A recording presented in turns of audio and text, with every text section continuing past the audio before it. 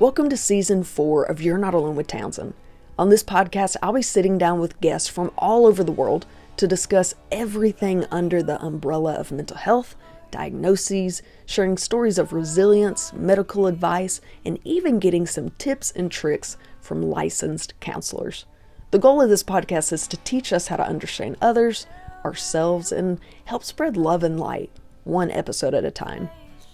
Please make sure to like and follow this podcast, and if you'd like to see the videos of these conversations, hop on over to my YouTube channel, TownsendTmusic YouTube, where you can find the podcast and my latest music. This podcast is run solely by supporters and listeners just like you. So if you'd like to help keep this podcast and project going, please consider hopping on patreon.com/TownsendTmusic to be part of the team. You'll also find extra content and questions with each and every guest. Let's hop in.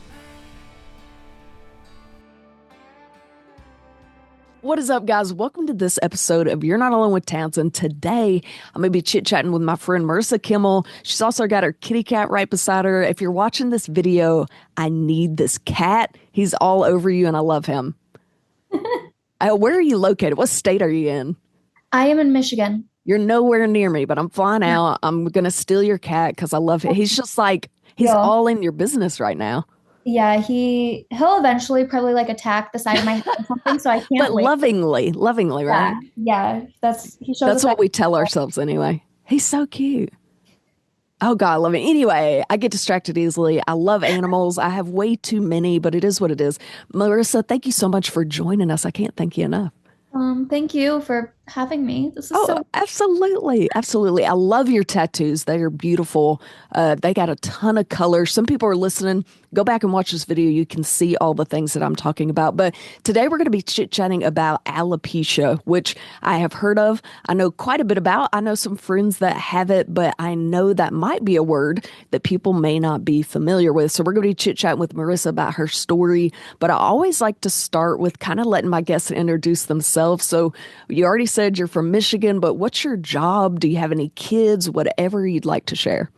Yes. So yeah, I'm from Michigan. I am a full-time photographer. And so I do weddings and families and couples, branding, creating is what I do. Yeah. And I have a son. He is 6 years old. And my husband, we've been together since we were 18. Oh, wow. 12, almost 13 years. And yeah, so I spend my time photographing, documenting other people's memories, doing the same, sharing my journey with whoever cares to listen or hear it. And I'm a mother, a homemaker, all of the things, all of what I'm meant to be. And yeah, it's a good life. Yeah, that is awesome. And a social influencer, really. Your story's really gone viral. I'm sure you didn't intend it to, but it has. That's how I caught you. I am such a non-social butterfly. I'm like, yeah, please acknowledge my existence, but also close your eyes. Like, leave me alone. Also, but don't. But turn around when you talk to me. I'm going to close my eyes while I'm talking to you, and then I'll feel better. Okay. So it is something I share so much of myself with the internet from the safety of my home, my own. And right. When I do interact with someone or family, friends, whatever, they see my content, they're like, oh yeah, I saw that. I'm like, why are you seeing that? Yeah, you're like, wait, oh yeah, I showed that. That's right. Yeah, so no public speaking gigs for you, huh? Oh, no, not in my near future. That's for sure. I'm sweating thinking about that. Yeah, you were nervous just hopping on here. We're just having a conversation. She hopped on and her eyes were like huge, like, oh God, it's great. No, we're just chit-chatting. Yes. Which speaking of that, your social media is very open. I'm surprised that you are as timid as you are, because something that I just respect so much is women being women, you know what I mean? Just standing up for themselves and being like, this is just who I am, and men as well. But just standing up and being like, you know what? This is what I am. You post pictures, you've had a double mastectomy, you have alopecia, which we'll get into that in just a minute. And you post very openly about both things, right? So it's crazy to me that you are so timid, but let's go ahead and hop into, you're very open about your journey, like we said. So let's start with, what is alopecia? What even is that diagnosis? Yes. So alopecia is an autoimmune disease that affects your hair follicles. So my alopecia, it started out as alopecia areata. And so with that, it was like bald spots that would come and go around my head. And that started when I was 9. And that was my situation with alopecia for the longest time, until I was 19. And I cut it all off because I had bald spots everywhere and it was exhausting. Yeah. And then I think my hair just stopped growing back, even in patches. Like there's nothing there. And then when I was 20, all of my eyelashes and eyebrows fell out. That's my alopecia. And so there's a few different kinds of alopecia, but areata and universalis are the two that I have had. Okay.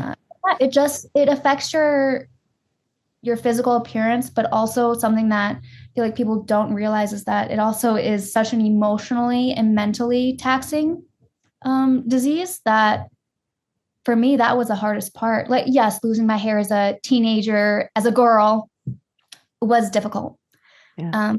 But the one part that I feel like I also didn't look at was how my heart was feeling, my mind, like being able to grasp what that was doing to me, not just physically, but also internally. Okay, very good. Well, that's what I was going to say. Autoimmune, a lot of times you hear that with things like lupus, and it affects, you get sick a lot and you can't be around other sick people. So yours is literally just your hair. Like, it doesn't affect your immunity. No, actually, alopecia, from what I understand, it's from an overactive immune system. Oh, okay. And so for me, it's almost like my body is working so hard to get rid of a sickness. It thinks that my hair is like, It's like, get oh, out. yes. And so, yeah. So my immune system's really hard at work. Okay. Um, Wow. I bet your body is tired. it, yes, I'm sure now I feel like it's like, this is nothing. This is Yeah. normal. Like, Yeah. let's just keep on going. That's crazy. Okay. So it's like, it's telling your hair, like, get out of here. So Yeah. you started losing your hair as a teenager. As a female myself, I imagine that is terrifying. I imagine the bullying and things that could have happened were just unimaginable. That age, like 10 to 14, you're so carried away with peer pressure and worried about what people think. I bet Yeah. that was so tough. Did you struggle with that? Of course. Yeah, Of course I did. Even taking alopecia out of the equation, like that is unfortunately such a normal for so many of us. Um, absolutely. and when I was diagnosed when I was 9, I was told that if I do these treatments, if I use shampoo, steroid creams, steroid shots, then my hair would grow back. I didn't realize what could actually happen is all of your hair could fall out. Yeah. There's no cure. Hmm. There are ways to regrow your hair, but there's so many symptoms to that. You have to do it forever. Sometimes your hair it stops working. And so it's just like a false hope, Okay. false promises, and um, So they were almost just trying to sell you products. Like, you can do shots, you could do shampoo, or it's kind of like a shot in the dark. yes, Okay. and it is a new because that was 9 years old was so long ago for me, but I've been circling back to that time in my life and how I actually felt and being so full of shame and also so desperate to Yeah. just look like everyone else. Like that carried with me all the way up until I was 19 and I cut it all off because I was done. Yeah. So tired from trying so hard to look a certain way that it's like, what if I just didn't? And I spent so much time trying to hide it, fix Yeah. it, cover it, that I actually wasn't really existing or present at all. Yeah. Like, so being a teenage girl, like, yeah, I wanted to have friends. I wanted people to like me. I played sports. I did the things that kids do.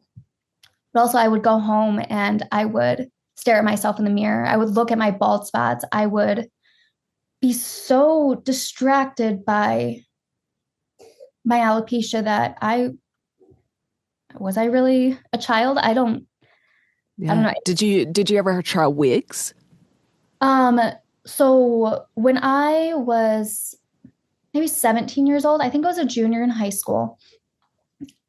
I didn't want to go to school anymore because it Oh, was to get ready for school. I would wake up so early. I would do all of these things trying to feel beautiful, to look beautiful, making sure that no one else ever saw my bald spots. I do that all before school. And then while I was in school, that's all I was worried about was yeah. fixing my hair, sitting in the back, going to the bathroom, like to make sure that things were still in place. Missing out on my education, my friends, life. Yeah. Um, so I was had the conversation with my parents of like, I don't want to go to school anymore unless I get a wig. And we didn't have money. So it wasn't something that they could just be like, okay, we'll go to the store right now, get a human hair, like real looking wig. But I don't know how long that process took. I don't remember, but we did get, I got a wig and I wore it once to school and a boy in my class. And I went to small Catholic schools my entire life. So my classroom, it was like 28 kids that I knew since preschool. So Yeah. we weren't new to each other. We were very comfortable and sometimes too comfortable because we all knew what got to each other. But I remember being in class and him just looking at me and being like, "What's wrong with your hair?" Not really saying anything good or bad. He was Yeah. asking a question Yeah. because yeah, it looks different because it's not mine. But I don't remember saying anything back, but getting up and leaving and going. I lived a few blocks away from my high school, and so I walked home, and I Oh. never wore that wig to school again. Uh, Oh. and I had already practiced so many different hairstyles of I was good. I was getting good at hiding and covering my bald spots because that's all I thought about. That's all I did was hide that. So Yeah. My friends that had it, I actually had one friend that had it through junior high and high school. And for people to realize if you've not seen it, it's not just like a buzzed spot. Like you see some guys buzz their hair. It's legitimate skin, like a patch of complete bald. Yeah, to the skin. And so you imagine being a little girl that wants a ponytail or that wants, pigtails, and you add in a big patch of complete baldness. You can imagine how tough that is. And what's annoying is if you would have been a boy and bald, nobody would have really said anything. You know what I mean? Isn't that crazy? Drive me crazy. But I am curious, is this diagnosis, is it hereditary or is it genetic? you know what? I have no idea. My sister and I, which I have two younger siblings, my sister and then our youngest brother. My sister has alopecia, Okay. like I do, and currently she has hair. She feels most comfortable with a wig, like Okay. having hair. That is same disease, same upbringing, different comfort zones. Where I'm like, I feel uncomfortable with hair. Like if my hair grows back, I will be so self-conscious. You're Um, like, no, thank you. I'm used to this Yeah, now. I love this. But my sister loves hair. And it's just the two of us in our family, Okay. uh, extended family, at least that I know of. Did your mom and your dad growing up, did they understand or were they like, why is her hair fall? Was there any understanding? Especially you're talking about that's been a while back Yeah. and we're learning way more about things. Back in the day, do you remember your parents being like, what in the world is happening? Yeah. So my mom was doing my hair and she saw like a little bald spot on the back of my head and took me to the doctors, was like, what is this? Like, is it ringworm? What is the deal? Yeah.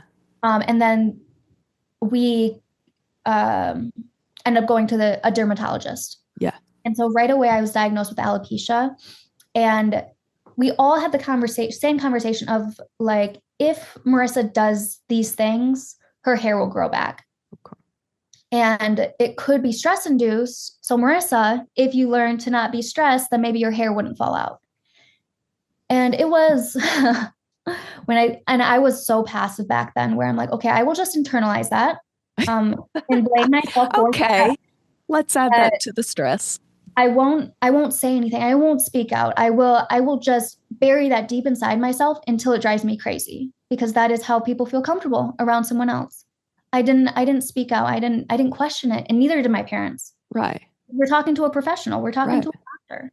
Like, of course we're going to take your word for it. Like, Marisa, put the stuff on, do the stuff, learn to not be stressed, and good to go. You're going to be perfect. And I wasn't. It didn't, like one bald spot would grow in and then I'd get another one over there. Yeah. I didn't even think about ringworm. I guess that would be a parent's first thought. Yeah. Yeah. So as far as hereditary and genetic, I think it's a lot like a lot of other diagnoses. I think certain kinds of alopecia can be genetic or hereditary. Others have all different factors that kind of play a part. So none of them, it's just like everything else. It can be, you know. So we talked about there really isn't a cure. And did you know anything about alopecia when you got this diagnosis? I know you were super young. You're like, what in the world? Nothing. Yeah. No, and neither did my parents. And the internet was not, we didn't even have a computer. Or no. Yeah, it had taken 2 hours to turn on anyway. Yeah. Yes, exactly. You remember that? Yeah. None. So the only knowledge that we did have was coming straight from the dermatologist. And yeah, we took that and tried our best. Yeah. And my parents too. Yeah. They tried their best with what they had. Like, absolutely. And I was 9. I was a kid. So absolutely. You were talking about how it affected you a lot looking back. And I'm sure even now, those are tough times to look back on. But how do you feel like it affected your overall mental health? I mean, you talked about coming home, obviously stressing about your hair, but how do you feel like it affected you? Now, a quick shout out to our sponsors. If you're looking to buy or sell, I have the perfect realty company for you. Clark & Co. Realty is located in the Benton, Bryant, Arkansas area. And they understand that buying or selling a home is more than just a transaction. It's a life-changing experience. That's why their team of highly seasoned real estate professionals is dedicated to providing exceptional, personalized services for all their clients. They truly take great pride in the relationships they build, and they always work relentlessly on the client's behalf to help them achieve their perfect real estate goals. They always have the client in mind, and I can speak firsthand when I say how reliable, trustworthy, and quick they were. When I was looking to buy my first home, they were there with me every step of the way, answering every question I could think of. They showed me a great amount of knowledge and patience through the process. It's no wonder they've won so many awards for their outstanding services and their excellent relationships with clients. So if you're looking to buy or sell, there is no better option than Clark & Co. Realty. This is one organization I'm crazy about. Heroes Behind the Line is a nonprofit organization established to help first responders with their mental well-being. They help provide education, outreach, advocacy, and even treatment for firefighters, police, emergency medical personnel, and veterans who just need mental health support. It was started in 2018, and their goal is to help these first responders get the benefits they deserve and receive continued treatment. We all know that these first responders deserve the highest professional standards, confidentiality, and respect, and that's exactly what this team strives to do. Their donations and every penny earned go straight back to this project, so hop on their website, heroesbehindtheline.org, snag some coffee or t-shirts or more, help support this organization. They are amazing. Big perspective, I would change none of it. Yeah. Like every single hard day and days that I would choose to stay in my room in the dark to not go to school, to not go outside when it would be too windy, definitely not going in a pool, like going swimming with my friend, like all of those experiences have led me right here, and to have such an open mind of all of what life can be and all the options, all the choices. There's not just one thing or one way of existing. And if I would have kept going on that, covering myself, I would have never fully been me. Mm-hmm. So the entire alopecia journey that I've had so far, I mean, I'm 32. I was gonna say you're still pretty young. Life. Next year you could be talking to me and I'd have a full head of hair. Who knows? Listen, if that happens, you're coming back on. Yeah. I'd have to change my whole branding. We can do it. We got it. Involved. We got this. But yeah, it has given me such a well-rounded outlook on life of what is important to me, mm-hmm. and what isn't, like things that I have to learn to let go, because we don't have control of everything. And alopecia, you don't have the control. And so that was such, at a 9-year-old trying to grasp that, I don't know. It wasn't for me. I could not, 10, 15, 18, even like young 20 Marissa, like I threw such big pity parties for myself. It was poor me. Like, why would this happen to me? Like, what did I do to deserve this? But yeah, all of that like has shaped me into now who I am. Sure. Did you ever go to counseling or anything like that? Because I'm sure it took you down, made you have dark days. Yeah. No. That was such a good, not for that. Yes. That was such a good answer. As an outsider, I think it is so cool. You know, obviously I did not know you as a child, but it is so cool seeing you be so confident, even if some days it's a fake smile. It's cool to see you get up and be like, I am what I am. And like for younger girls or boys watching this that struggle with alopecia, it's so cool to have somebody like you to look up to, because I feel like in our day, we didn't have that social media, Instagram or Facebook to look at the videos or to know that there is someone else out there. Yeah. Yeah, something that I've been talking about recently with my therapist, is what it like alopecia. You use the word struggle, which most people do. Sometimes I still do that. But what if losing your hair doesn't have to be a struggle? What if it's not a bad thing? Correct. Like, I feel so powerful when I look in the mirror and I don't have any hair. I don't look like other 32-year-old women, like other moms, like other humans, but that doesn't make it bad. That doesn't mean that I have to struggle. And I think that kind of upsets some people of seeing a human like me, like a body like mine, and they're like, wait, you're not supposed to be this happy. You're not supposed to be this confident. Like, look at you. I'm like, what? I don't get it. Teenage Marissa would have gotten you. Yeah. But that Marissa was so filled with hate, self-hate, and was so hurt that is why she would cling on to that way of thinking. Yeah, it confuses people when someone is different and they love that about themselves. Yeah, absolutely. That is the way that we thought from the start.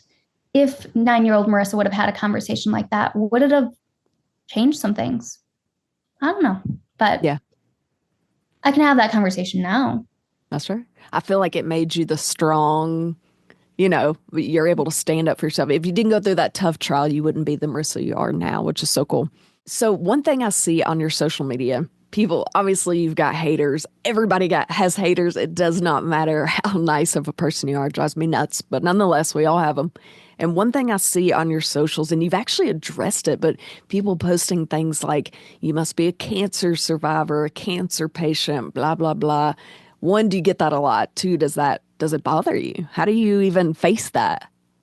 Well, Yes, and it does bother me. It just not, I think because people are forming an opinion about me just based on the way that I look.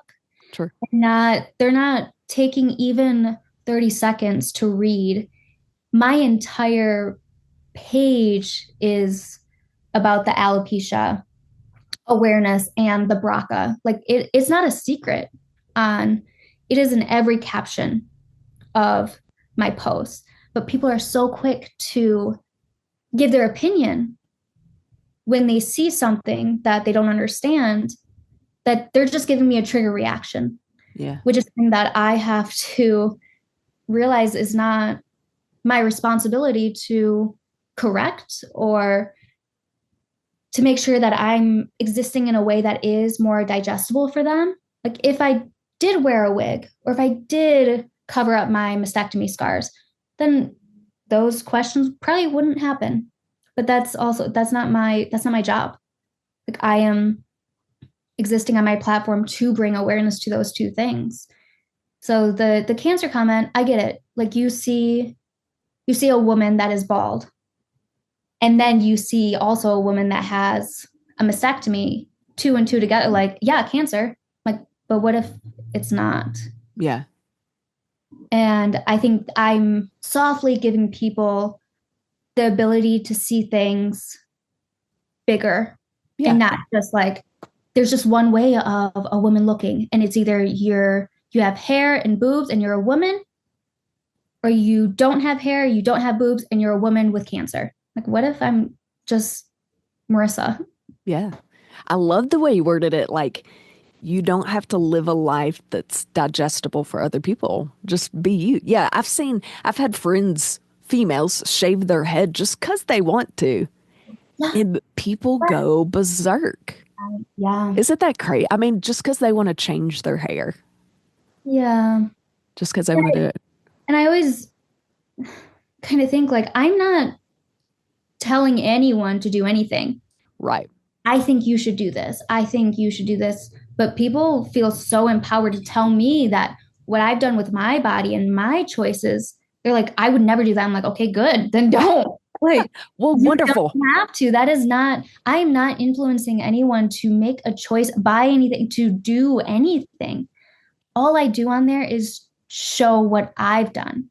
Yeah. And then people can take that in whatever way that they want. And sometimes it comes with, well, if you don't have cancer, why don't you have any hair? Like, then you should. It's I totally, if I were you, to every comment, I'd be there for years. Yeah. I'd be so frustrated. Not gonna lie. You're very open about being bald. You radiate confidence, which I love. How long did it take you to actually feel comfortable in your body? When do you feel like that transition happened? Oh, well, I said I cut off my hair when I was 19. Right. And I wore hats first for the first like year, which I've shared that on social media. And I moved from my small town in Bay City, Michigan, to Chicago, where I had never been, didn't know anyone, but my boyfriend, my husband now, but we moved there when we were 20. But because I needed more, I was drowning in an environment that I wasn't having the best of time in. Sure. Like my childhood, like where I'm from, I don't think I was meant to stay there for forever. So I left. Like that, we moved to Chicago, and there's where my first opportunity to just exist without any other like, oh, that's Marisa. Like, yeah, she lost her hair. That's Marisa. Yeah, she's got this childhood trauma thing that like no one knows me. Right. I can just be.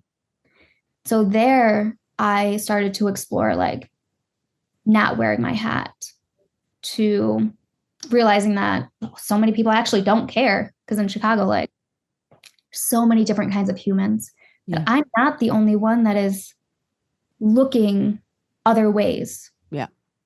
People can just look different.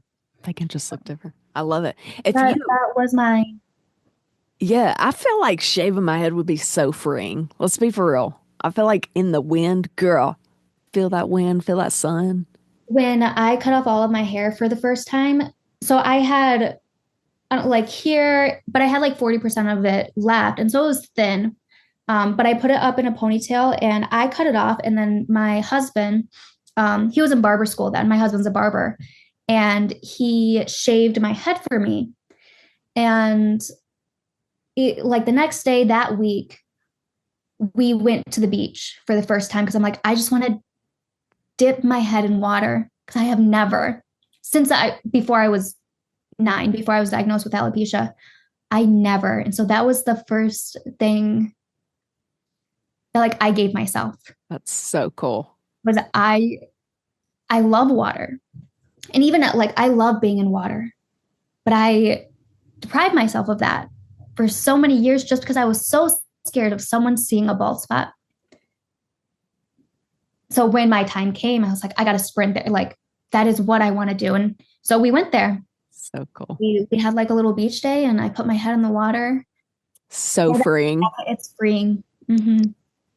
That is something, that's one of the things I'm going to be taking away from this conversation. And you wouldn't think about all the things you would deprive yourself of because you're worried about what other people think. So I love that. I love that you pointed that out. What would your advice be for others that might have this diagnosis?